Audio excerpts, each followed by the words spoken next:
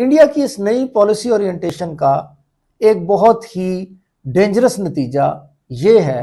कि हालिया पाकिस्तान और इंडिया की होने वाली जंग के नतीजे में दोनों ममालिक एक दूसरे की मिलिट्री स्ट्रेटेजी से आगाह हो चुके। ये एक बहुत ही डेंजरस सिचुएशन होती है जब दुश्मन को आपकी मिलिट्री स्ट्रेटेजी का पता चल जाए।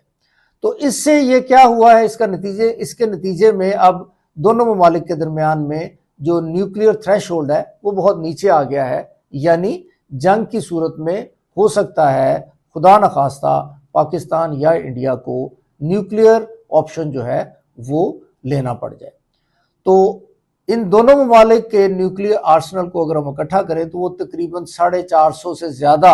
एटॉमिक बॉम्ब जो हैं वो बनते हैं। तो जिन दो ममालिक की यानी कि इंडिया और पाकिस्तान की आर्मीज जो हैं और मिलिट्री इस्टेब्लिशमेंट जो हैं वो इतने बड़े न्यूक्लियर बॉम्ब्स के ढेर पर बैठे हों, उनके साथ इस किस्म का मिस एडवेंचर जिस तरह के इंडिया बार बार फॉल्स फ्लैग करता है या जंग की तरफ लेके जाने की कोशिश करता है, ये बहुत ही डेंजरस सूरत हाल हो सकती है और इसमें पूरी की पूरी दुनिया जो है इसकी लपेट में आ सकती है।